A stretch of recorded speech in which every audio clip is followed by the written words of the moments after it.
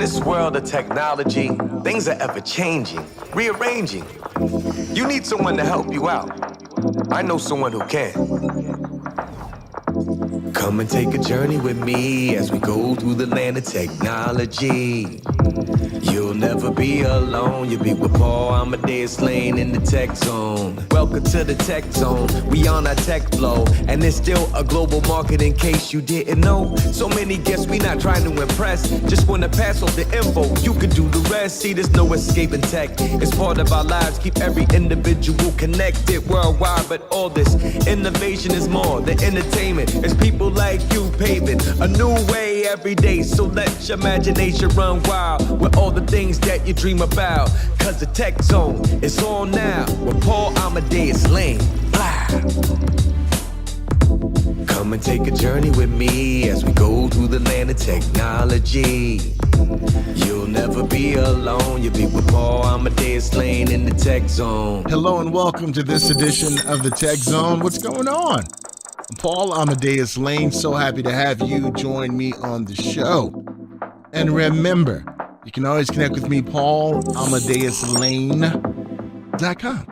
Google it, PaulAmadeusLane.com. You can connect with me on social media, the Twitter, Facebook, YouTube. You can check out all the past shows. And don't forget, on iTunes, iHeartRadio, and other digital formats. And the website kind of explains how that was made. So, yes, my own colloquialism. It's going to catch on. What? Definitely going to catch on. Hey, on our show today, in our last segment, we are going to talk about the first ever 24/7, not 24/7, 24/7, 24/7 gamer network, gamer news network. We're going to talk about that. Going to be joined by the CEO and the executive producer and talk about what made them want to create something like that and what's some of the content that you will be able to check out when you go to that page. I'm telling you, it's amazing. It has to do with esports too. So we're going to talk about that coming up, the third segment of the show. Sean, I know you're going to like that because you're good enough to be in the esports realm, dude. Get to it, man. Make it so. You got to do it. Coming up in our second segment, we are going to chat about connected locks. What are connected locks? Well, if you're around my age, you may remember going to gym class. Do they even make kids go to gym class now? You had to have your own lock. And sometimes when you forgot your combination, what they have to do, they have to cut the lock. Remember that? Or maybe if you go to the gym, that would happen. What if I told you gone are the days of doing that? Technology now exists that you are able to know what that combination is. You can share it with others. And it's a pretty cool piece of technology. I actually have one myself. We're going to be joined by that company coming up in the second segment of the show. In the first segment of the show, what are we going to talk about? Remember last week when I had Samara Lynn on with me from Black Enterprise Digital Manager over there, and we kind of talked about how the U.S.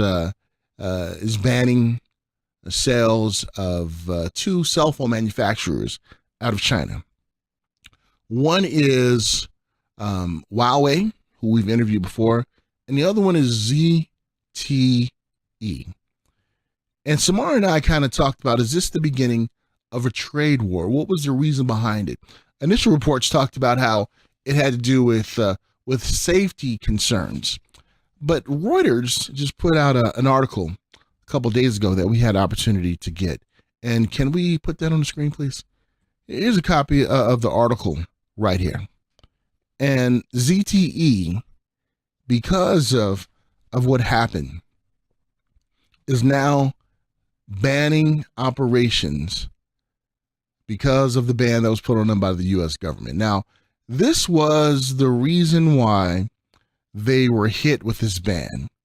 They were hit from this ban, according to Reuters, because it was supplying or exporting different technology. Well, let me read it and quit fumbling around. So ZTE was hit by a ban last month from Washington forbidding U.S. Firms from supplying it with components and technology after it was found to have violated U.S. export restrictions by illegally shipping goods to Iran. So that was why they were hit with the ban, illegally shipping goods to Iran. Now, one thing that you may notice, and this is not being political in any aspect of the word, but if you've been following the news, this administration, well, mainly the president, really doesn't, I don't want to say like Iran, because I don't know what's in his heart if he likes them or not, but we know he has a problem with Iran. In his view, he views that Iran is not complying with the nuclear deal. And even though the allies of this country and ones of his administration said, no, things are going fine. And we know what just happened this past week. And we're starting to see the effects of that. Now, if you notice, gas prices are going up. Now, we're going to start to see a shift when it comes to technology goods. Just wait and see. That's the prediction. And I believe it's definitely going to come true. So if we go back to that reports on Reuters, if we can get that back up on the screen. Now, this was what ZTE had to say in its response when it comes to this. And they said, as a result of the denial order, meaning the ban, the major operations activities of the company have ceased. That's what they said last week when they made a filing to the Exchange Commission, I believe. And they went on to say, as of now, the company maintains sufficient cash and strictly adheres to the commercial obligations subject to the compliance with the laws and regulations.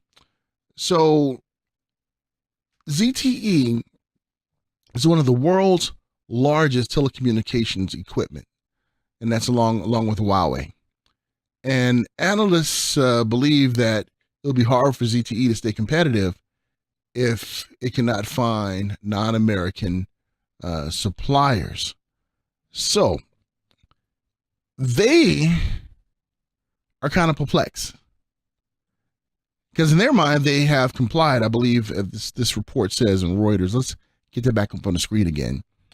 Okay, ZTE said it was actively communicating with the U.S. Department in order to facilitate the modification or reversal of denial by the U.S. government and forge positive outcome in the development of matters. Now, the ban threatens to cut off ZTE's supply chain amid heightened tension over possible U.S.-China trade war. All right, there we go again with Samara Lynn and I talking about it last week, the trade war. Now, I'm probably conspiracy theories. I believe in conspiracy theories. No, don't get me wrong. There's certain ones that I believe in that I won't voice because it's my opinion and I don't want to, share that.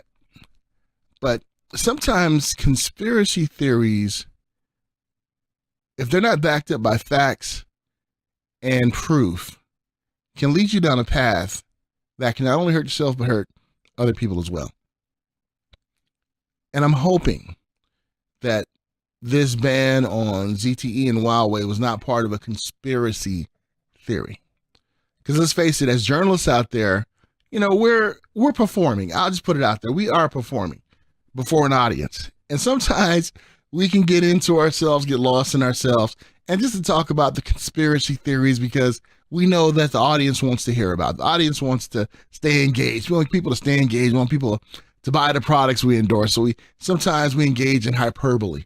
I mean, it's a natural fact. If any journalist said they don't do this, then they're lying through their teeth. And sometimes when it comes to engaging in this hyperbole, sometimes people listen. Sometimes people in authority listen who are not able to see, okay, that's what they're saying. Does it have a ring of truth? Let me do some research on it myself so I can come up with an informed decision.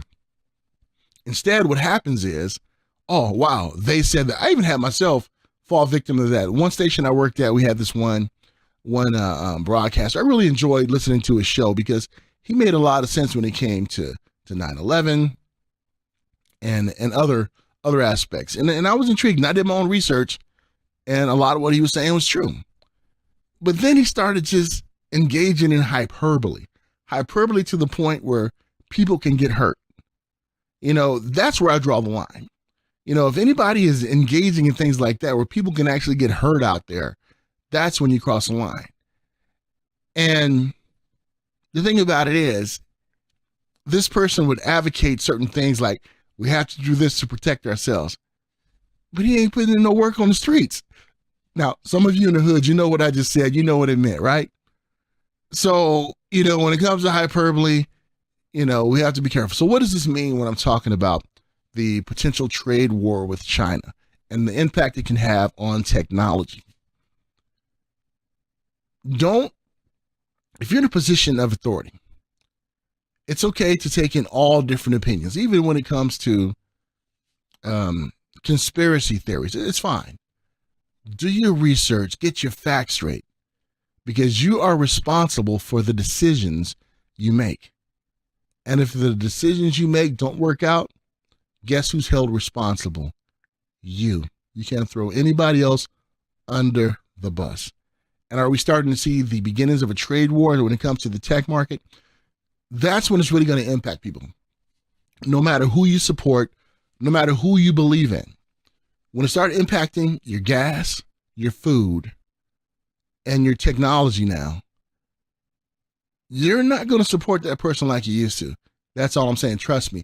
When it comes to taking food out of your pocket, while other people are sitting pretty, don't have to struggle like you, it's only human nature. You're going to look at it and say, wait, I'm struggling. I'm supporting somebody like that, and they sitting pretty and not suffering the consequences. What is wrong with me? That's all I'm saying. We as journalists, we hyperbolize a lot. Yeah, I made up that word. So, as what I believe the trade war has begun when it comes to China, watch out how it affects technology and what we spend on technology. We're also going to be joined probably in future shows with some experts to really talk about this, to have an informed decision, not politically based, because as you know, I don't have any political affiliation at all. I won't talk about who I support. My support is a higher source. I'll just put it that way, who is the creator of all things. I'll leave it at that. All right. So after you stay tuned for my sermon I just preached and also some other things when it comes to tech, we're going to take our break right here. When we get back, we're going to talk about connected locks and what it means. Have you ever heard of connected locks? Good to be joined. I have these messages by a very special guest. Be right back. In this world of technology, things are ever changing, rearranging. You need someone to help you out. I know someone who can. Come and take a journey with me as we go through the land of technology. You'll never be alone. You'll be with Paul Amadeus laying in the tech zone.